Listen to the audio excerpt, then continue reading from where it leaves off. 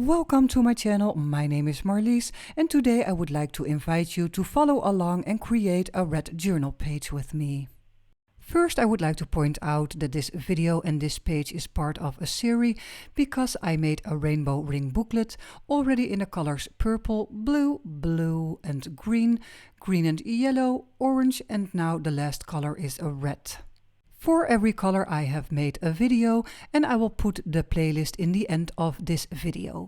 Now let's create the journal page.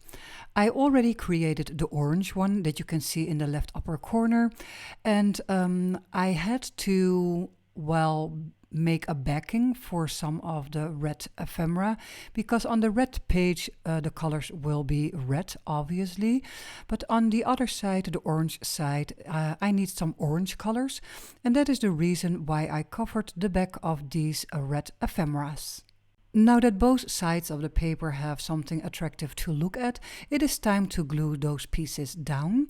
So I am gluing with the Distress Collage medium, and I'm starting off with the biggest piece of ephemera, and that will go on the bottom. Right next to this largest piece of ephemera, I will also glue the smaller piece, and if it's overlapping a bit, that is just great, because then you will create a layered effect.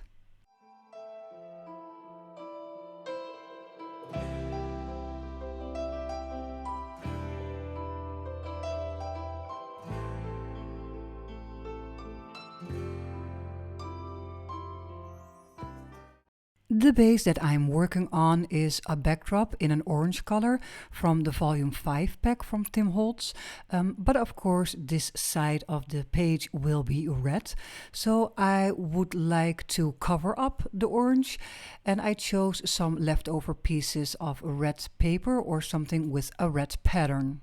Again, I'm stacking up two different pieces of paper, and that is to create a layered effect.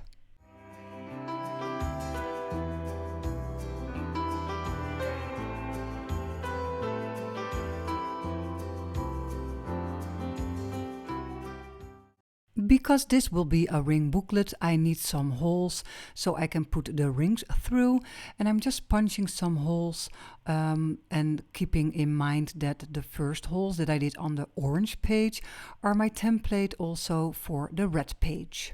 Right after punching the holes, I took some time to get my collage ready. I already searched for some items and ephemera pieces and little snippets in red tones, just to create the collage on top that is appealing to the eyes. So it's not only red, I also chose some neutral colors, but you can definitely see this will turn out into a red page.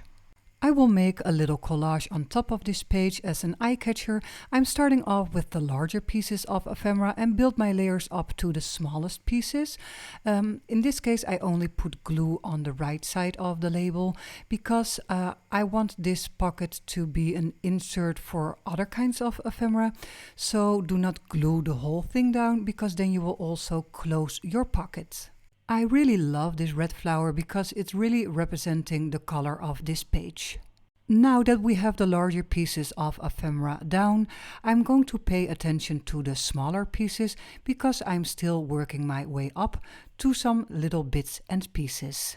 Now that my collage is mostly done, it is time to glue this pocket down, so I will put some glue on the top and also on the bottom and give it a good rest so the glue can adhere very well. Next step up is looking for some clear and empty areas. So like this little label had some clear space, and I'm going to fill those areas up with some remnant drops, but you can also think about stamps or little pieces of paper out of the collage strips. Make sure before gluing everything down that you will age your papers with the ink that you desire, or roughen up the edges like with a paper distresser.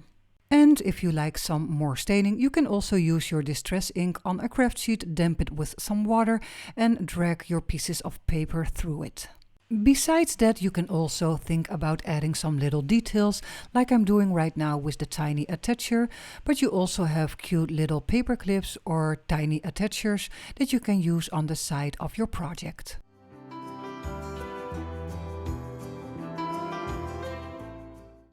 Let's move on and make something for inside the pocket. I'm going to use some ephemera and a piece of backdrop. The backdrop is the red that you see in the back of the piece of ephemera with the flower on top. And I have some other ephemera and papers down there, so I can stack them up and create a layered effect. Before gluing or adhering everything together, I will prepare my papers with some brownish inks along the sides, and after that it's just a little bit of playing time just to see which position of which paper is best. And as soon as you have a nice setting, you can punch a hole like I did over here and maybe use a large fastener, but you can also glue all the papers together with some glue. These large fasteners are from Holtz. I like them because they hold up quite a pack of papers. And what I also like right now by stacking them up is just to see if I need some extra little details. And well, there comes in the tiny attacher. It is great just for a little touch. And of course the large fasteners can be hammered down with the texture hammer for an aged and worn look.